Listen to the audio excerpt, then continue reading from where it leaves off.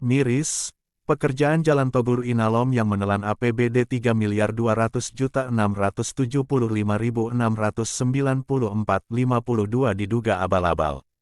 Proyek peningkatan Jalan Togulu Inalum Kecamatan Tutuyan, Kabupaten Bolaang Mongondo Timur, Boltim, yang dikerjakan oleh CV Ismun Karya Prima, dengan nilai Rp3.200.675.694 dari APBD tahun 2023 Boltim, diduga tidak sesuai dengan spesifikasi teknis yang tertuang dalam kontrak alias abal-abal.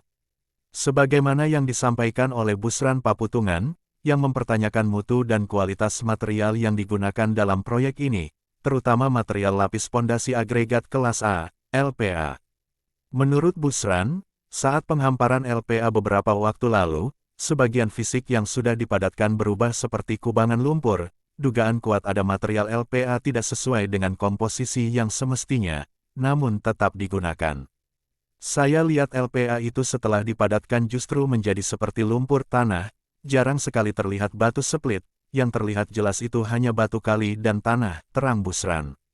Bukan hanya itu saja, Busran juga menyoroti material yang digunakan itu menurut dugaannya diambil dari galian C ilegal alias tidak mengantongi izin. Jadi pekerjaan Jalan Togulu Inalum itu menurut dugaan saya abal-abal, di samping spesifikasi campuran materialnya kebanyakan lumpur, material itu juga diduga diambil dari galian C ilegal oleh CV Ismun Karya Prima, umbar Busran, tanggal 7 November tahun 2023. Busran juga minta dinas terkait kembali melakukan uji lab material pondasi agregat tersebut agar dilakukan secara terbuka dan disaksikan oleh masyarakat.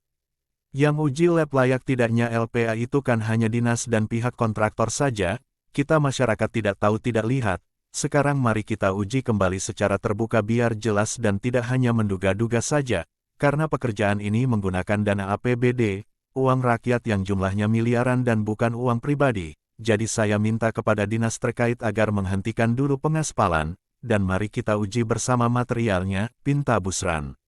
Busran juga mengatakan, kalau dalam waktu dekat ini ia akan melaporkan pekerjaan Jalan Togulu Inalum ini langsung ke Kejaksaan Tinggi Manado. Saya akan berusaha dalam waktu dekat ini, saya akan melaporkan pekerjaan Jalan Togulu Inalum ini langsung ke Kejati Manado, tutup Busran.